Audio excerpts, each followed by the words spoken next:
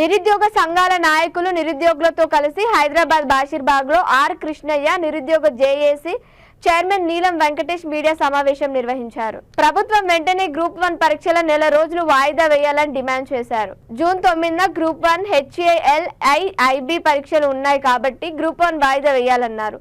లేనిచో నిరుద్యోగులతో వ్యతిరేకత మొదలవుతోందని హెచ్చరించారు. ముఖ్యమంత్రి రేవంత్ రెడ్డి ఉద్యోగాలు పెంచి నోటిఫికేషన్లు వేస్తామని ఎన్నికల్లో చెప్పి అధికారంలోకి వచ్చారని, గ్రూప్ 1 ఉద్యోగాలు పెంచి నిరుద్యోగులకు ఉద్యోగాలు కల్పించాలని సూచించారు. లేనిచో నిరుద్యోగులతో కలిసి పెద్ద ఎత్తున ఆందోళనలు చేపడతామని హెచ్చరించారు. చాలా రోజుల తర్వాత గ్రూప్ 1 పోటీ పరీక్షలకు నియామకాలు ఉన్నాయి. ఇప్పుడు అనేక పోరాటాలు చేసినాం దీనికోసం. దాదాపు 13 చోట్ల షార్టేజ్ గవర్నమెంట్. అది మేము పోరాడి పెట్టిస్తే దాదాపు 4 లక్షలు ప్రిపేర్ అవుతున్నాం.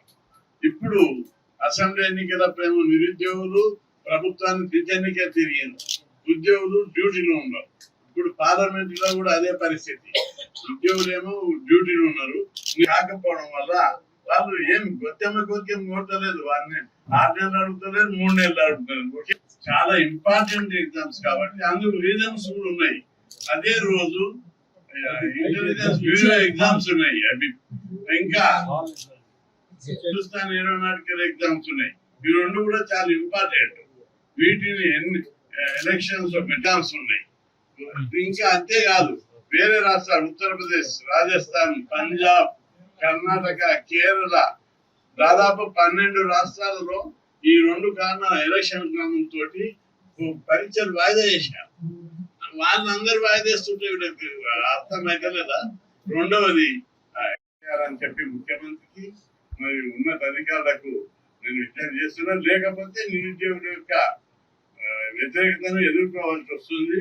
ఇప్పుడే వ్యతిరేకత వచ్చే క్రమం. దీని లోపల రేవంత్ రెడ్డి గారు మరి ప్రభుత్వ అధికారులు అందరూ వీళ్ళని గౌరవించి వీళ్ళ యొక్క పరీక్షలను వాయిదా చేయాలని నేను విజ్ఞప్తి చేస్తున్నాం. లేని పక్షంలో నిరుద్యోగులు అందరూ ఎదురు తిరుగుతారని కూడా హెచ్చరిస్తున్నాం. అంటే రెండవ పాయింట్కి వచ్చినట్లయితే గ్రూప్ 1 లో 13 ఏళ్ల నుంచి వీళ్ళు ఎగ్జామ్స్ జరపలేదు. వీళ్ళ ఇప్పుడు దాదాపు ఇప్పుడు 563 పోస్టులు వేసారు. ఇవి 1600కు పైగా పోస్టులు ఉంటాయి. 1600 ఉంటాయనడానికి మేము కారణం చూపెడుతున్నాం. 10 జిల్లాలను 33 జిల్లాలు వేశారు. 33 జిల్లాలలో 33 పోస్టులు జరుగుతాయి. 23 పోస్టులు కొత్తగా రిక్రూట్ అవుతాయి. ఆ పోస్టులు ప్రతి డిపార్ట్మెంట్ ప్రకారం social welfare, deputy collector, DSP ఆఫీసులు 75 కొత్తగా వేశారు. మండల ఆఫీసులు 125 కొత్తగా వేశారు. జిల్లాలు 23 కొత్త ప్రభుత్వ శాఖలు 40 ఉన్నాయి. కాబట్టి ప్రతి శాఖలో డిస్ట్రిక్ట్ లెవెల్ ఆఫీసర్ గ్రూప్ 1 పోస్టులు ఉంటాయి. కాబట్టి ప్రభుత్వం ఆ పోస్టులను అన్నింటిని లెక్కించి ఈ 13 ఏళ్లలో ఎంతమంది రిటైర్ అయ్యారు, ఎంతమందికి ప్రమోషన్ వచ్చింది, కొత్త పోస్టులు జిల్లాల వల్ల ఎన్ని క్రియేట్ అయ్యాయి, ఇవన్నీ లెక్కించి ఇందులో గ్రూప్ 1 50%, గ్రూప్ 2లో 40% పోస్టులు డైరెక్ట్